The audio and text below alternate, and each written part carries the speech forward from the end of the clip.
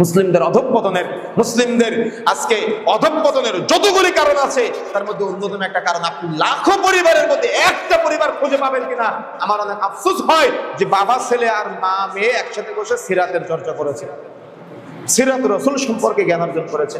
অধিকাংশ মুসলমানের ঘরে সিরাত রসুল নাই, সিরাতের কিতাব নাই, সিরাত সম্পর্কে কোনো জ্ঞানই নাই। সিরাত মানে বুঝতেছেন তো আপনারা, সিরাত মানে রাসূলের জীবনী, সিরাতের কিতাব মানে রাসূলের জীবনী। আদম আলাইহিস সালাম থেকে শুরু করে মুহাম্মদ সাল্লাল্লাহু আলাইহি ওয়াসাল্লাম আসার আগ পর্যন্ত নবীদের কথা তো বাদই দিলাম, তাদের কথা তো বাদই দিলাম, সেগুলো সম্পর্কে তো আমাদের যুবকদের ন্যূনতম ধারণাই নেই। হাফ প্যান্ট পরে ঘুরে বেড়ায় প্রাপ্ত বয়স্ক হওয়ার পরে, আর ইহুদি খ্রিস্টানদের মতো চুলের কাটিং দাড়ির কাটিং দিয়ে দেখা যাচ্ছে জামার মধ্যে সেরাফাটা জামা, প্যান্টের মধ্যে সেরাফাটা প্যান্ট পরে রাস্তাঘাটে ঘুরে বেড়ায়। এটা হয়েছে তাদের এখন বর্তমান ট্র্যাডিশন। একটা সমাজ, একটা রাষ্ট্র, একটা দেশ গঠনের জন্য যুবকের ভূমিকা থাকে অত্যাধিক। যেখানে যুব সমাজ ধ্বংস হয়ে যায় সেখানকার পরবর্তী প্রজন্ম আদর্শিত হতে পারে। এই জন্য যুব সমাজকে দিনদার, পরহেজগার, তাকওয়াশীল, আল্লাহওয়ালা হওয়ার ব্যাপারে ইসলাম বহু গুরুত্ব দিয়েছে, ইসলাম বহু অফার দিয়েছে, ইসলাম বহু সুযোগ দিয়েছে। আমরা সংক্ষিপ্ত সময়ে আমাদের যুব সমাজকে কিভাবে দিনদার, পরহেজগার, তাকওয়াশীল হিসেবে সমাজে প্রতিষ্ঠিত করা যায় আমরা সংক্ষিপ্ত আকারে কিছু ডকুমেন্টারি আলোচনা করবো ইনশাআল্লাহ। ওয়া মা তাওফীকি ইল্লা বিল্লাহ। প্রথমে আমাদের মনে রাখতে হবে, আমাদের যুবকদেরকে জানতে হবে যে আমরা কি, আমাদের পরিচয় কি, আমরা কোথায় ছিলাম, আমরা কোথা থেকে এসেছি এবং আমাদের কোথায় চলে যেতে হবে।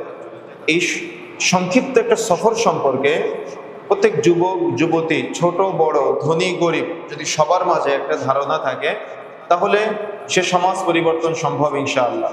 আর সমাজে যদি ধারণা না থাকে, সমাজের যুবকদের যদি চিন্তা চেতনা, ধ্যান ধারণা, গবেষণা না থাকে যে আমরা কোথায় ছিলাম, কোথা থেকে এসেছি, বর্তমানে কোথায় আছি, আবার আমাদের কোথায় চলে যেতে হবে, এই সংক্ষিপ্ত একটা সফরকে কেন্দ্র করে যদি আমাদের জানা বোঝার ঘাটতি থাকে তাহলে আমরা নির্দিষ্ট গন্তব্যে পৌঁছাতে পারবো না। কেন? আমরা যেখান থেকে এসেছি সেটা সম্পর্কে যদি না জানি তাহলে কোথায় যাব সেটা সম্পর্কেও আমাদের জানার ত্রুটি থেকে যাবে।